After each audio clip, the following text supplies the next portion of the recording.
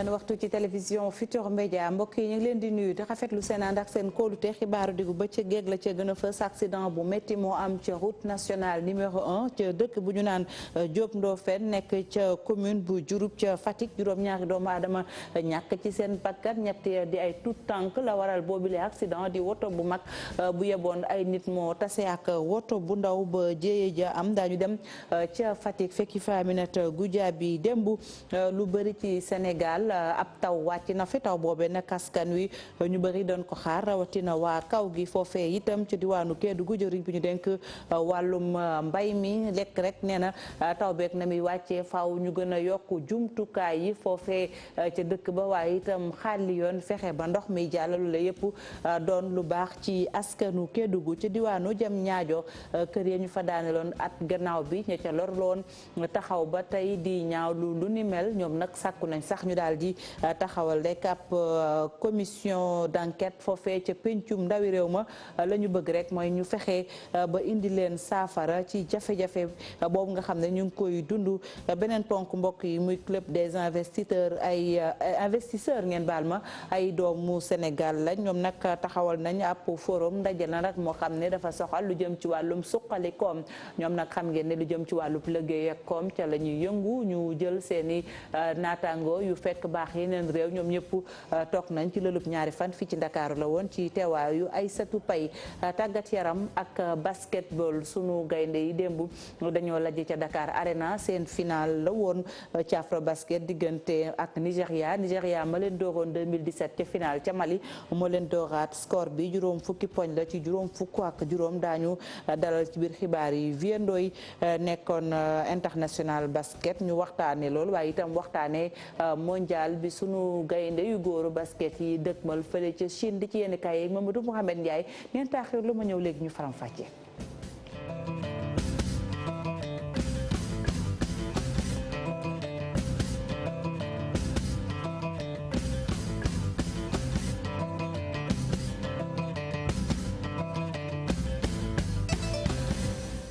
rafetlu seen ànd ak seen kóolute ci télévision Futurs Médias xibaaru diggu bëccëg yi mbokk yi dañu koy doore ak benn ci ponk yu ñu leen junjee muy taw bi wàcc fii ci Sénégal biig nag ci guddi la taw boobee wàcc bokk na ci gox yi doon xaar taw bi fu ci mel ne Dakar waaye itam ca kaw ga foofee ñu tàmbali woon rawatina baykat ya ñu bëri ca ñoom nag fi mu ne nii xel dala gum na ndax nawet bi ren la ñu gis mooy dafa yeexoon a door lu ci mën a am taw boobee itam ci dellusiwaat ci ni mu gën a yaatoo ci suñu yeneen jataayu xibaar ñu des sax ba tey waxtaanee lu ni mel ak nawet bi foofee ca diwaanu Kédougou bu nu sukkandikoo ci jëwriñ bi ñu dénk wàllu mbay mi faaw nag lu jëm ci jumtukaay yi ñuy soxla ci nawet bi ñu gën koo ñoŋal waaye itam xàlli yoon yoo xam ne dina tax ba Kédougou askan way dem di dikk te dina am benn jafe-jafe ci nawet bi dañuy teewlu jëwriñ ji di Moussa Baldé kàddu yi mi ngi ko dénk Moussa Oumar Gueye ànd ci ak Amadou Diédhiou. xam ngeen ne Kédougou fii mooy lay njëkk taw ci Sénégal seen nawet waa mu ngi waaj a jeex alors que commencé gul feneen donc normalement Kédougou dañ fi war a dooleel mbéy Sodagri déjà am nañu projet bi nga xam ne day ñëw fi dooleel mbéyum ceeb indi fi ay tali dimbali leen ci affaire désenclavement loolu bu weesoo affaire matériel agricole bi ñu fi ak affaire aménagement ak leneen pour que Kédougou potentiel bi mu am ñu mënu ko gis ci Sénégal loolu man en tant que ministre de l'agriculture jël naa engagement dinaa fi ñëwaat ànd ak responsable yëpp ñu waxtaan direction régionale développement rural sax mu ngi fii pour ñu liggéey lu Kédougou mu wane li mu mën ci mbéy ñu gis ko ci. ñu des ci xibaaru diggu bëccëg gi wax ci leneen ca diwaanu Ndar Géej moom fu ci mel ne Gandon Gandiol ba jàpp sax Fass Ngom ba ca Paal foofee nag mbalit ma daal moom moo sonal askan wi tax na sax nag mu indi ay jafe-jafe loolu nag tax na ba commune yooyu wala bokk yooyu diwaan nekk ci biir réew mi jagleel nañ leen ab financement boo xam ne mi ngi toll ci juróomi téeméer ci ay millions bokk na ca la ñu bëgg rek muy opération bi ñuy woowee zéro déchet maanaam mbalit mi doo ci ñu gisati ci lu toll ne tarafatal ay nit ci mbalit ci mbedd mi dañuy teewlu kenn koo xam ne mooy coordonnateur projet kaddu yi mi ngi ko dénk Ousseynou Diop ak Habib Seck ñooñu toogal ca ndax ak li ko wër. man maay Mandaw Gueye maay coordonnateur u projet mooy projet de gestion des eaux pluviales et d'adaptation au changement climatique projet bi nag li ko tax a jëkk dafa jëkk ci Saint-Louis ak Diamniadio projet bu yàgg la nag bu nekk Ndakaaru dafa jëkk ci Saint-Louis ak Diamniadio pour anticiper ci xeex lépp lu jëm ci risques yi dem ci inondation ak résilience au changement climatique. Il faut que collectivités locales yi boole seen doole mooy ñu ànd si la ñu xalaat ne nañu doxal lu ñuy wax coopération intercommunale. ak commune yëpp dañu gis ne benn commune moom amul kattanu mën a xeex mbalit. commune de Saint-Louis am na moyens yu bari waaye gis nañu ne dafa dese ba tey si la commune yi nañu boole seen doole ci boole boobu nag la ñu Banque mondiale jox benn financement additionnel bu toll ci 500 millions mooy commune yëpp dinañ ko def ba nga xam ne Saint-Louis day am 0 déchet comme ni ko président de la République wootee mu doon loo xam ne dafay am njeexital bu bari ci wàllu wér ci wàllu koom ak ci wàllu naat boo xam ne département bi dina ko am. bu nu jógee ca Ndax ak li ko war dañuy dem ba dëkk bu ñu naan Diop Ndofène nekk ca commune bu Diouroup ca Fatick ak jéye ja fa am di accident biig la accident boobu lay am juróom-ñaari doomu aadama ñàkk ci seen bakkan la waral accident ba nag di woto bu mag moom moo tase ak benn particulier Aminata Goudiaby ñu ngi lay nuyu. maa ngi lay fay Fatou Dia. ginnaaw biñ la mastawoo ci xibaar bu tiis boobu askanu Siin yeewoo ana lan nga ñu mën a joxaat ci xibaar mu aju ci accident bu metti bi. li ñu mën a jàpp Fatou ci accident boobu moo di bilan bu diis la. ndaxte juróom-ñaari nit ñoom ñoo ci ñàkk seen bakkan bu bokk ci ñetti xale yoo xam ni ay jigéen lañu ñoom nag. yi nekkoon ci benn auto particulier 406 Peugeot la Peugeot 406 oto boobu nag ñu ni moom moo mbëkkante ak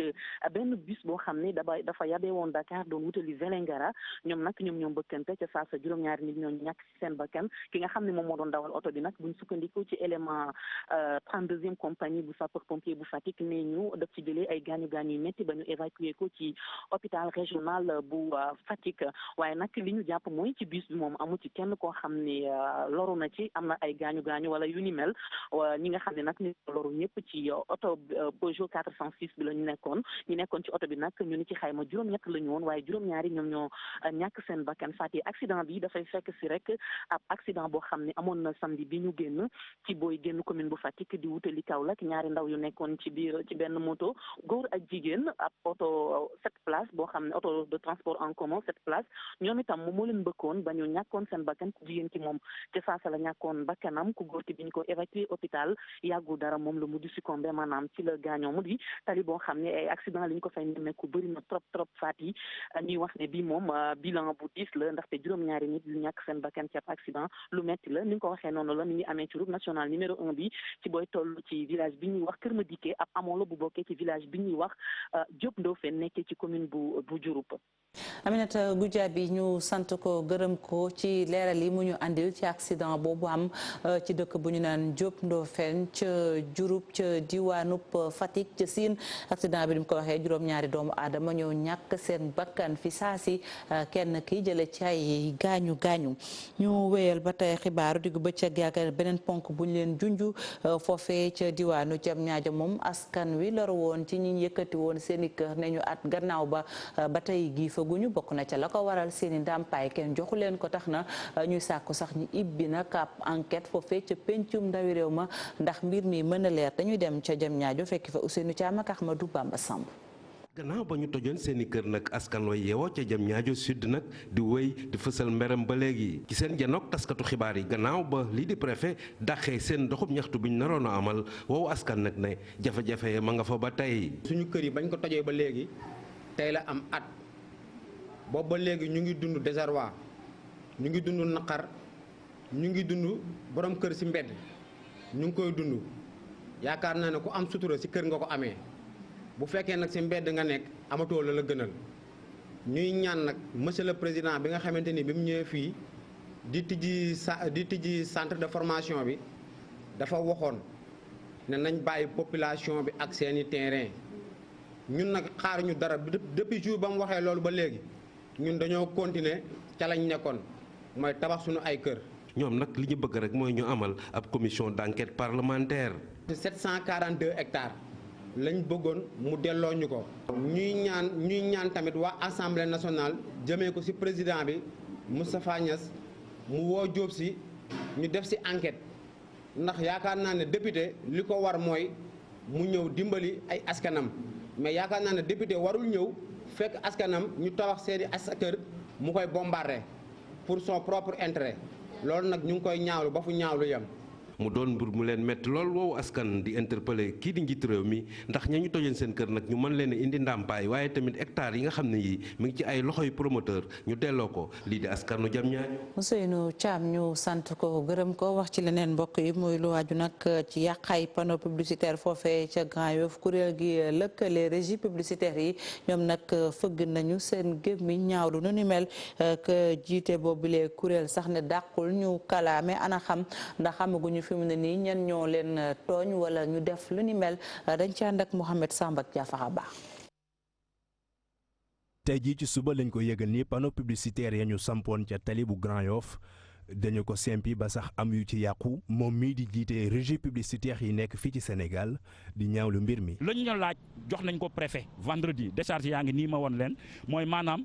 fépp fu panneau nekk biir Ndakaaru ban panneau la kan moo ko moom ak ban këyit la am pour nekk fa. ñun def nañ ko ñu jox ko sous format papier jox ko sous format clé USB numérique man maa ko yóbbul sama bopp en personne les décharges sont là donc du lu ñuy inventé loolu suñu initiative personnelle la loolu nga xam ne préfet bi salué na ko bu baax et dans cet ordre d'idée je pense qu'il n'avait pas à faire cette agression là et cette agression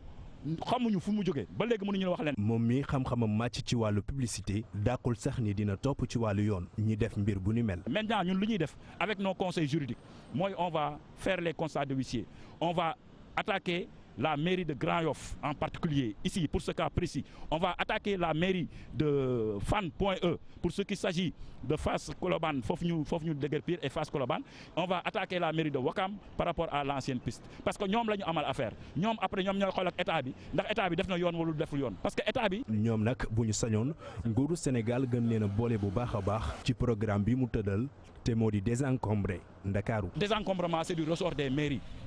Donc il faut qu'ils reviennent sur terre xam ne lii ñuy def c'est de l'activisme ça ne mènera à rien sur l'organisation de l'architecture urbaine de notre ville Dakar donc nous sommes d'accord man li ma bëgg a wax mooy ñun d'accord nañu ak président de la République dëkk bi foog ñu defaraat ko parce que loo ci mënti dégg mooy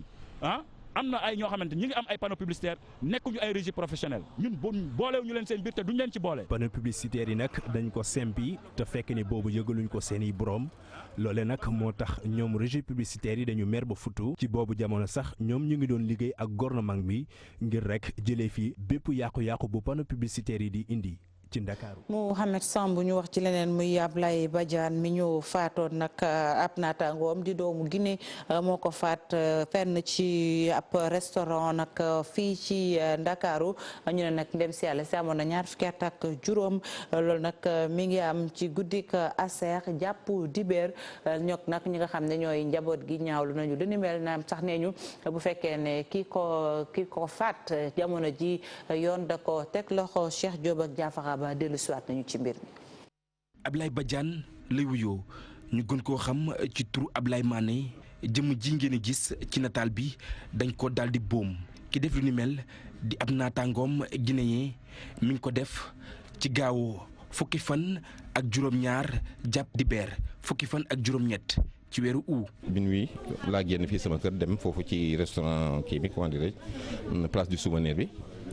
alors bi ma servi le cocktail bi juste entre minuit et quart minuit 30 le temps que may jël cocktail bi je n'ai même pas fini la benn collègue moom ñëw woo ma ne ma père kaay ma ne ko lan la mu ne ma noo laay alors ci laa jóg subitement daw ànd ak moom ma fekk mon fils tëdd ndekete waa ji jam na ko paaka bi côté cœur te fi mu ko jam daf ko atteindre profondément parce que bi ñu demee hôpital médecin bi dafa mel ni rek nga jël sa loxo def ko ci poche bi ñu demee hôpital Fann cardio donc daf ko laal xam naa daf ko kii rek tiré donc il l'a atteint. Yamar Fall di xaritam moonte day mi ñuy xamal mook jëmm ja dëddu ñoom ñoo nekkoon ci gaawo bi ba tax mu ñuy wax ci àndandoom ba woon. démb ñoo nekkoon comme d'habitude ñuy waxtaan mu ne ma démb 5 heures du matin ma ne ko laay yaa ngi nelaw mu ne ma 5 heures du matin laa tëdd nelaw ma yee ko ne ko laay jógal aj mu ne ma non su ma lekkee rek damay yeewu ñu tëdd di waxtaan si àdduna di wax projet am muy defar néegi ma koy tooñ naan ko laay kañ ngay takk jabar mu ne ma dans 2 semaines nëbbu ma daram nit ku baax nit ku oyof. mu doonoon nit ku baax nit ku dëggu jamono yi nag famille Badiane nekk ci ak njàqare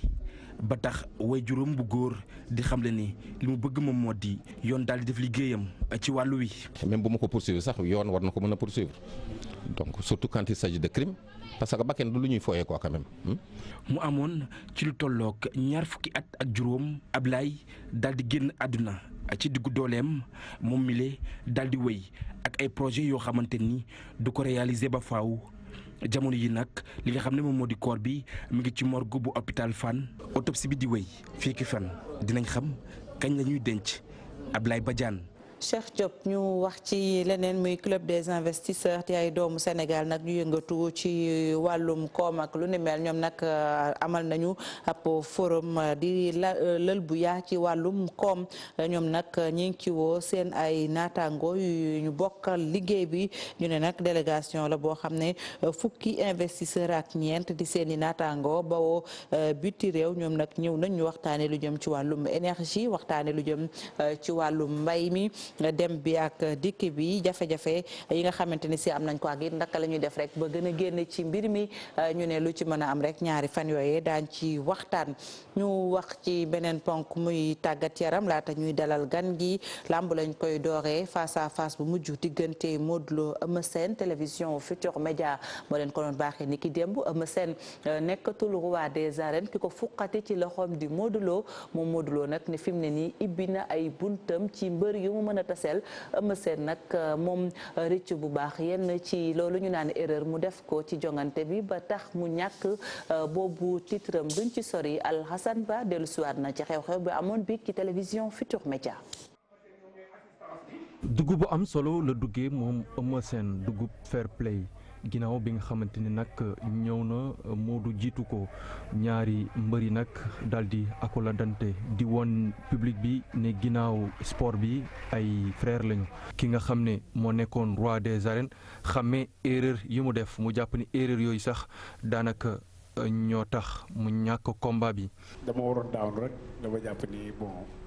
boo waree daanu rek lu ñuy wax cuune ngay doon. après combat bi laa ko suivre sax quoi combat bi jeexee ba toog xool ko. mais erreur ma gis ni moom nga def loolu laa def mooy que ba ñu laalantee man dama gis ne ma taxaw rek def nii quoi. waaw jàppoo fenn. waaw non jàpp dama taxaw rek am mel ni ko absenté ci ay fraction de seconde waaw. ba may daan tamit aussi sant naa ne maa ngi daanu mais mënut moo téye sama bopp quoi. yëg nga coup bi. non coup bi moom vraiment yëgu ma ko quoi gaañu ma fenn. coup bi méttiwul. non sérieusement. mu mel ni kon couronne roi des arènes changé na ab camp Eumeu Sène ci boppam moo ko yëkkati itam teg ko ci bopp kii di Modou Lo. mbaxane bi ci ginnaaw waaw. ñaari mbër yi joxante loxo roi des arènes bi ne moom ubbeeku na. amut benn mbër bi nga xamante ni daanaka mun na jàpp ni du bëreek moom sauf peut-être kii di Balla Gaye mu jàpp ni du actualité seen combat wante itam mu yokk ci ne jamono ji li ko ëpp solo mooy mu concentré ci ay yeneen mbir.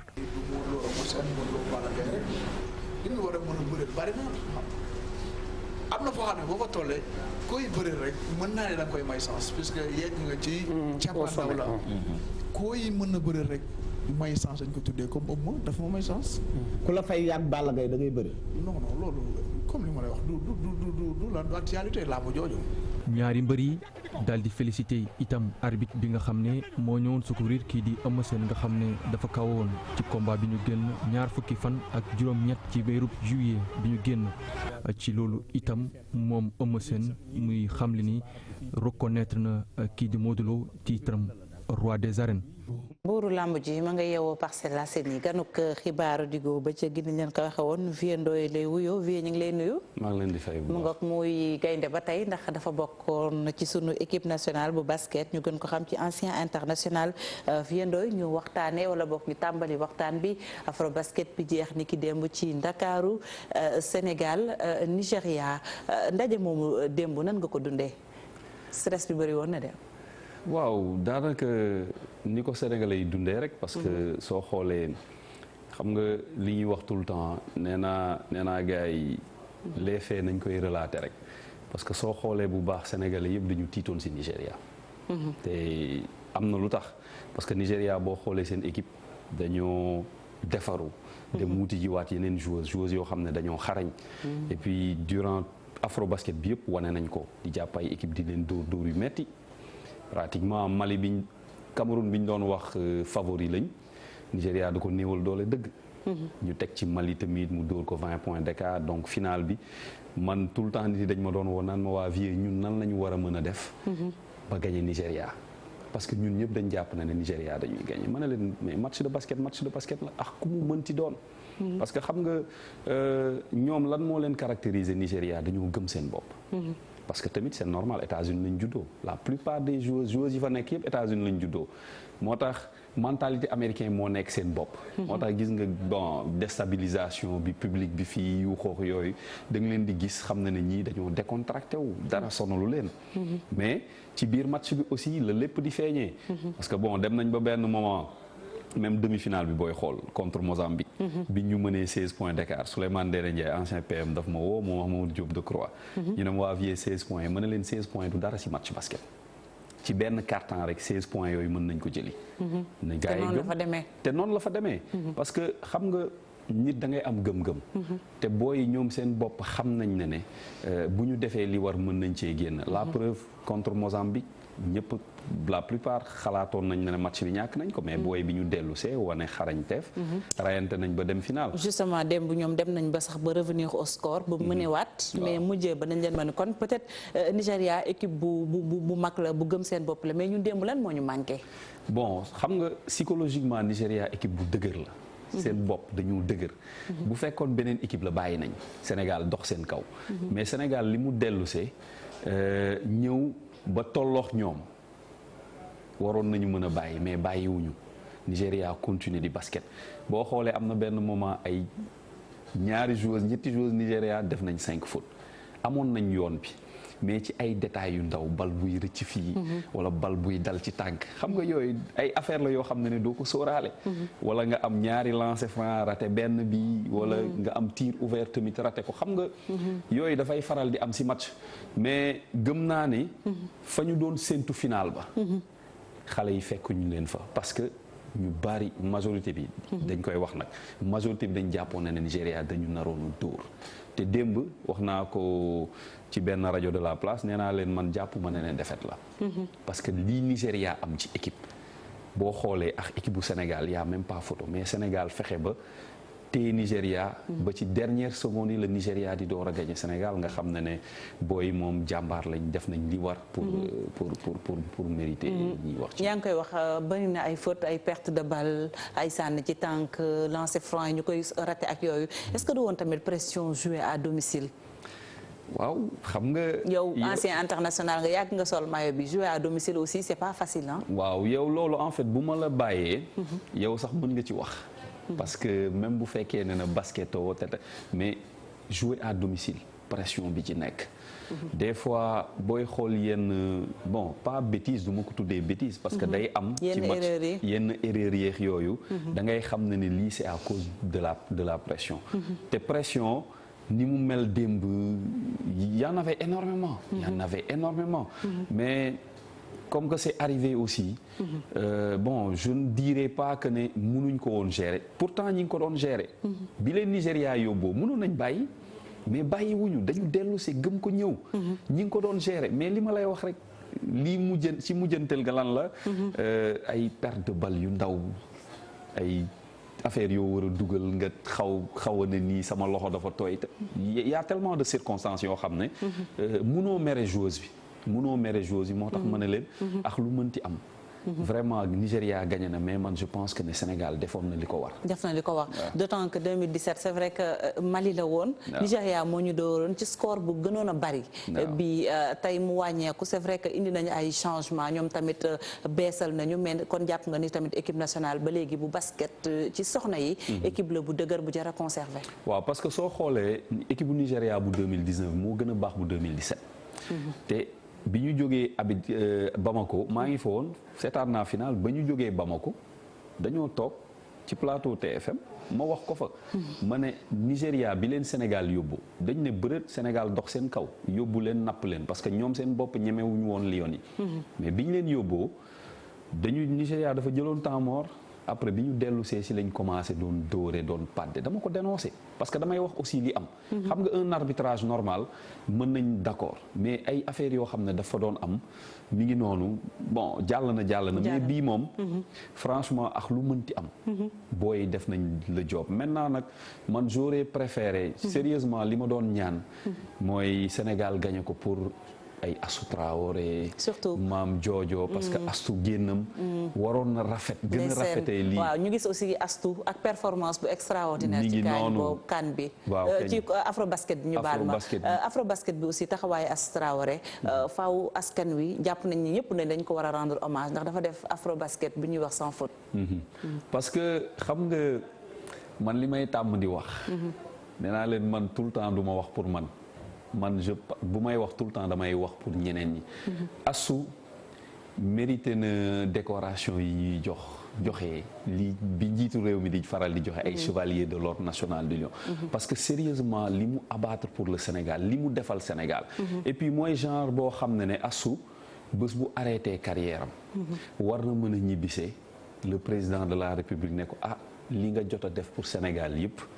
xaaral ma dugal la bërëb sàngam. pour nga fay liggéeyee. xam nga loolu rendre hommage gënul baax boobu noonu. au moins kooku bu paree carrière am dina am fenn comme nañ daan defal ñoom Mamati Mbayang ñoom Borika Fall ñoom Khady Salber yooyu ñooñu noonu yëpp daf ciy baax loolu mooy rendre hommage nit ki. mais tu te rends compte que ne fii actuellement au Sénégal y a tellement de sportifs. yu rayante pour ce pays là. mais après fan la ñuy mujjee ñu ngi fii bàyyi leen di leen seetaan te xam nga loolu aussi il faut ñu ciy wax. jàppale suñu sportif yi. beneen Afrobasket mi ngi ñëwaat suñu kanam dan lañ war a corriger waat ci équipe bi peut-être parce que mën nañ tasewaat ak beneen Nigéria bu gën a dëgër comme ñoom dañuy dem rek di changer di indi ay xale. dan lañ war a indi comme changement. xam nga Nigéria aussi. ñoom seen politique sportive côté basket dafa baax parce que xam nga lu tax. boo xoolee ne ñi faral di nekk ci équipe bi yëpp États-Unis la ñu juddoo. yaa ngi koy wax waaw looloo tax ñu xaw a doy waar. gis nga boo leen xoolee dañoo xaw a sax góore. ñëpp bu ñuy toog di leen ñaawal dañ naan non Sénégal la contre équipe bu góor. léegi yow jël nga politique boobu. même formation ñoom seen formation taxu koo demee noonu ñoom dañu miser ci seen américains yi mais ñun Sénégal. mooy li may yàgg kaas. xoolal suñu petite catégorie. relève da nga koy lijjanti. Mali lu tax mu nekk ci ba léegi di même bu amul équipe bu baax dina yem demi-finale mais dans 2 ans wala 4 ans Mali da nga koy gisaat mu baax parce que seen petite catégorie. en Afrique ñoo fi teg tànk. petite catégorie. ñoo fi teg tànk. muy U16 muy U18. muy góor muy jigéen. ñoo fi teg tànk léegi nag pendant ce temps le Sénégal U16 du bokk muy góor muy jigéen U18 jigéen du bokk U18 la bokkoon ci góor ñi. te après bon ay coow après championnat du monde yi yenn ay affaires yu fa jotoon a xew. mais tant que la fédération sénégalaise de basketball jógul. investir sur la petite catégorie. comme ni ko ñoom Paasow daan defee ñoom dem si yàlla Ousseynou Ndiaga Diop. relève pour ñu am ko dafa nar a metti d'autant plus que ñoom Astou dañu nar a décrocher. am na ay boo yu fi nekk ñoom Yacine ñoom. Leena Yacine xale yi nekk États-Unis ñoom tamit. mi ngi noonu. xarañteef bi ñoom Astou am ak mental bi ñoom Astou am. ak expérience bi pour ñu acquérir ko il faut ñu def ay at. donte yàgg nañ basket man je me rappelle bien ñoom Leena ay Yacine pratiquement maa leen yar à la GIA. dañ leen tuddee woon groupe bu ñeme dee. c'est-à-dire ñun ñoo leen daan gunge suñu daan jouer yu petite catégorie. ça ne pose pas problème booy dinañ màgg mais ñan ñoo ci nar a greffé wu. là mooy poser problème ñan ñoo ci nar a greffé wu. maintenant yooyu da nga ciy wax gars yi ne la non way dafa bëgg a polémique tel te yàlla xam na ne. petite catégorie mooy nekk ji relève après. d'accord mais ñun buñ ci jubluwul. dafa nar a metti. kon c'est pas trop tard ñu encadrer petite catégorie bi. non c'est pas trop tard parce que petite catégorie mi ngi fi championnat mi ngi fi mais. le problème mooy il faut que ñu dem bokki ji ci compétition internationale. naka la ñuy defi bokkee ci compétition yi préparation lay laaj aussi. préparation lay laaj. ak ay moyens. ak ay moyens aussi. xam nga li may wax tout le temps bu état bi jógee ne comme par exemple U16 mënu ma ko financer mais na fédération jóg dem xooli ji ay sponsors ñoo xam ne mën nañ ko ko jàppale ñu dem. Mali ñun ëpp ñu moyen. te pourtant ñu ngi dem seen petite catégorie tout le temps lu ñuy organiser ñoom dañuy dem. ils sont présents même Guinée bi nga xam ne moom la ñu jege. presque kenn xameewu ko ci basket Guinée léegi seen petite catégorie championnat d'Afrique fu mu am dañuy dem. donc man je le dis c'est juste pas normal que Sénégal. bu ñu ne championnat petite catégorie en Afrique Sénégal du participer. très bien bu ñu jógee ci basket ci jigéen ñu dem ci góor ñi remise drapeau bi def nañ ko mu mel ne loolu wolof Njaay naan caaxaan faaxee dëgg des nag jublu nañu ci mondial Chine 31 ba 15 mu mel ne nag ndaje la moo xam ne ci wàllum basket mu ñëpp di xaar mondial bi itam sunu gaynde ñu ngi leen di xaar. waaw musul yomb. caaxaan jeex na moom. loolu moom du yomb parce que soo demee mondial meilleur joueur au monde yi nga fay fekk. donte États-Unis seen yenn stars yi dañu mujjee bàyyi parce que déwén saison NBA bi dafa nar a metti moo tax ñu baari mujjee ne bàyyi nañ. bon préparation bi yeex na ça les gens le reconnaissent gars yi xam nañ ko. maintenant gars yi ñu ngi woon ci préparation bi dem nañ fi tournoi Italie ak Turquie ñëw nañ coach bi jël na 12am. donc comme ni nga ko waxee rek li ci des mooy raaye Sénégal la. dañuy dem Chine. c'est sûr que ne dinañ fa fekk ay supporters sénégalais boo demee ba pôle nord di nga ko fa fekk. kooku moom bu mu bett kenn. li ci des daal mooy fexe ba défendre couleur Sénégal. même si préparation metti na et puis jot na yeex aussi balaa ñu koy commencer. défendre couleur Sénégal. coow li aussi bari na. ci problème mu coach ak yooyu naka si loolu du am lu muy wàññi si. waaw bon xam nga joueur bu nekk xam nga émotion des fois dafay faral di am. xam nga am na joueur yoo xam ne même ci biir. jot nañ dénoncer affaire boobu. mais xam nga man en tant que grand frère man suñ ma sollicité parce que ñu ci bari dañ ma doon woo di wax ak man suñ ma sollicité mën na leen gars yi lii am na ba pare. léegi sénégalais yéen la ñuy toog di seetaan. très bien est-ce que gedd jar na ko. dem leen jéem a défendre les couleurs du Sénégal. xam nga boo toogee di wax man comme par exemple fédération quand les gens croient que ne man damay nekk di déstabiliser. xamuñ ne ñoom maa ngi leen di liggéeyal. même si je ne le fais pas avec eux mais li ma war mooy en tant que grand frère. booy bu ñëw ne ma dama bëgg a gedd. dama naan la non waroo gedd. très bien mënoo gedd. tu le fais pour le Sénégal tu ne le fais pas pour le ministre Matar Ba ou bien pour maître Babacar Ndiaye ou bien pour Vieux Ndoye tu le fais pour le Sénégal. Sénégal dafa fort. dafa xaw a doy waar quoi et puis sensible. maintenant affaire coach bi mu xewee ñun ñëpp dénoncé nañ ko. parce que man li may wax tout le temps par rapport ak jëfin. affaire yi nay rafet. mënuñu am suñuy icône dans ce pays di leen suufeel à ce point. gis nga nit ki lu mu yellool. jox ko ko. très bien delloo ko ko. rendre hommage moo gën. que nekk di jéem a am yenn doxalin yoo xam ne kenn du ko rafetlu après et puis di ci profité aussi di massawu ñi ñëwoon démb Dakar Arena. voilà surtout amoon na jafe-jafe aussi ci wàllu organisation. parce que ñu ngi naan ñu bëri dugg ñu. non organisation afro basket bi moom organisation proprement dite moom. sérieusement man yi ma ci gis dara neexuma ci parce que man sama bopp. bi ma demee démb jënd naa billet 10 000 à 30 000 francs te am na yenn yoo xam ne gis naa ko ci. c'est la responsabilité des dirigeants. après sama billet dama ko mujjee jox sama benn cousine bu jógee ba Ndar mënul dugg moom laa ko mujjee jox mu dugg. man j'ai fait presque 4 heures de temps ci biti après Serigne boobu moo mujjee non vieux kaay tel. dirigeant yi koo ci woo du la jël. du la faale parce que bon. xam nga rek am na leen nu ñu lay jàppee. waaw lu ñu war a xoolaat la ticket yi ñu doon ticket yu 1000 francs yi ñu koy jaay ba 5000 affaires yooyu. gars yi dañ doon def trafic ci biir mais peut-être ñu jeexalee rek sunu équipe góor ñi war a dem ci mondial bi. fan nga jàpp ne fa lañ war a mën a àgg. bon kooku moom nag dina jafe. dina jafe ci yow def pronostic bu ndaw rek parce que comme que préparation bi doyul. même bu ñu demoon defuñu fa résultat bu baax nit yi dinañ comprendre aussi. très bien parce que préparation bi ñu jëf dotul doy. et puis équipe yi ñu fay tasel ñooñu minimum def nañ 2 mois de préparation. très bien donc moo tax bon. comme li may wax rek na gars yi dem rayante ji. comme 2014 li ñu gars yi doon wax naan ñu dañuy dem gars yi dóor ñu métti mais bañ demee bett nañ ñëpp. fexe ba dem 8e de finale. bon pourquoi pas d'autant plus que ñoom ñi ngi doon entraîné wu ak ñun. parce que ñun dañuy organiser ay match guddi Marius Ndiaye dañ leen woo ne leen kaay leen ngeen di jouer si ak ñun au moins pour xam nga foofu c'est une façon aussi pour jàppale leen. très bien suñu wareef rek la ñuy def. jërëjëf Vieux Ndoye ñu lay sant di la gërëm. maa leen di mu ngoog sunu gaynde basket la ba gaynde la ba léegi sax ndax yàgg na bégal askan wi nekkoon ci équipe nationale bu basket wax dëgg yàlla def itam liggéey bu rafet ci basket bi bàyyi fi way bu rafet bu ñu jógee ci tàggat yaram dañuy dem ci ponk bu mujj li ci yéenekaay yeeg Mamadou Mouhamed Ndiaye.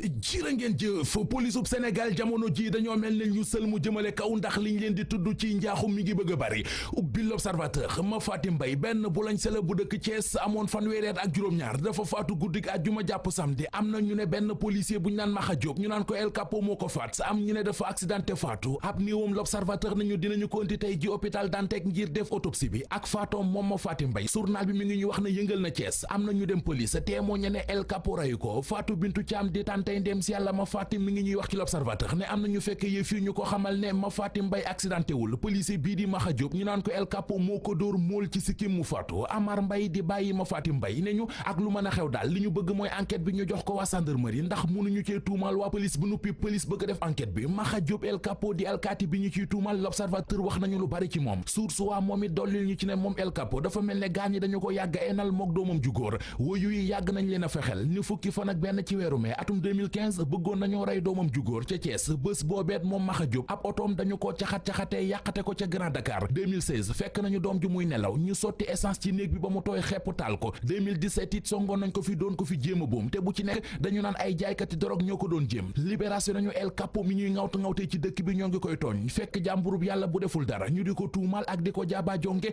ci faatu bulañse bi ca Thiès réew mi lii fi faatu ci week-end bi Vox Populi nee nañu jéggi na dayoo week-end bu tàng jër lañu fi dund ne am na benn dawalkatu Jakarta bu ñu faat ca Thiès ba mu yëngal dëkk ba benn waay bu ñu jëm paaka mu faatu ca place souvenir juróom-ñetti doomi aadama yu faatu ci l'accident ak keneen koo xam ne dënnu gi moo ko rey géeju Géejawaay ak ña fay lab ak ña fay faatu direct info ci la xëy xamal ñu ne li ci état beeg collectivité locale yi jéemul dara askanoo ñaawlu nañu ko kenn ci ñoom askanu Géejawaay di Babacar Mbaye Ngaraaf ni ñu ci yéenekaay bi plage yi dañu koy aaye bu nuppi nit ñi dem di fa sangu ji te état bi leen war a teg ay daan kenn déggu leen ci coowal juróomi téeméeri tonnes yi déchets toxiques yi ñuy dégg ci usine seen chim ba ca Caaroy Géej Soleil national nee nañu waa ministère de l'environnement mu di Abdou Karim Sall ak i gaayam sàkk nañu ci pexe déggoo nañu ak kilifa yu usine bi ba jël juróomi téeméeri tonnes yi déchets toxiques yooyee conditionné ko confiné ko ba fas ko yéene yóbbu ci four yu usine ciment yi ci réew mi ngir lakk lépp ci lu yàggatul dara dinañu tàggoo ak tooke jooje askan yu mën a nekk ci seen jàmm jeex na ca mairie bu Ndakaaru ci diggante maire ba Soham Wardini ak xalifis ya fa nekk Les Échos nañu xalifis yi ñëw fipp ne am nay ndajey conseil municipal yoo xam ne bu ñu ko wootee xalifis yi dañu fa jaar ak tànk bi ci mujj journal bi nañu lu ne daj nañu ko fu ne wart nañ fa fu ne woote nañu fa ngir mën a atteindre quorum bi Les Échos nañu ñoom xalifiste yi li ñu meree madame la maire Soham Wardini moo di nee nañu dafa falang niti Khalifa Sall yi jël lépp jox ko ay niti boppam sama bopp ma la gënal du bañ naa la direct info nañu foofee fa la Mamadou Mamour Diallo toll ak ay militangam ne ginnaaw bi ñu ko jëlee ci direction des domaines li ñuy dégmati mu di dañu ko bëgg a jox LONASE loolee gaayam nee nañu du dëgg dañu leen koy naxe bëgg leen koo sëlëmee bëgg ñu toog ci wetu Mamadou Mamour Diallo te duñu ko defal kenn journal bi nañu li mu ko jural nag mooy nitam ya ñoo ngay roñu di dem benn daa jeng mi ne woon coordonnateur mouvement dooleel Macky dem na Papis Camara dem na Malick Ba dem na Ibrahima Ndiaye Dia dem na Jacques Diouf mi jiite woon ay jamono FAO dem na faatu na Soleil national xëy ñu ko tàggee ci xëtamu njëkk ne ñu ku yàgg xeex ngir ab xiif jóge ci jamono moo jóge ci jamono président Macky Sall ak président Alpha Condé di ko defal ay seede ci xët mu njëkk journal bi journal beneen bu xëy di ñu wax ci faatuk Jacques Diouf moo di Les Échos mi ngi ñuy xibaar ne levée du corps am àllarba la alxames la ab néewam di yegsi ci réew mi ca la ñu koy denc yàlla denc na beneen jën bu bokkut ak géej nañu ko dëfalee suñu basketkat yu jigéen yi mboolem yéenekaay yu xëyandool xëy nañu di ñu xamal ne Sénégal ñàkk na finalu afro basket bi record yéenekaay nañu final bi démb la woon seen digg ak Nigeria gagné leen 60-55 maanaam juróom-benn fukk ci juróom fukk ak juróomi poñ moo dox seen digg Soleil national nañu revanche mu di fayu gën doon séentu ca final ba amu ca Nigeria defalaat na leen affaire l'observateur nañu lion yu basket yi coupe la ñu wuti woon waaye ay jooyoo ci la ñu mujjee le quotidien nañu pañe final bi moom la lion yi raté donte sax dig nañu leen prime bu fukki million ku ci nekk taxul seen xol neex. Mohamed Ndiaye ñu sant la gërëm la sant leen tamit ci safo bi ak kóolute bi rédaction bu télévision Futurs Médias dig leen daje ngoon ci kattanu yàlla desandi leen ak sunuy programme jaa ngeen jëf ci seen kóolute jaa ngeen jëf ci cofeel gi duñu tay di ko wax ñu yendu jàmm.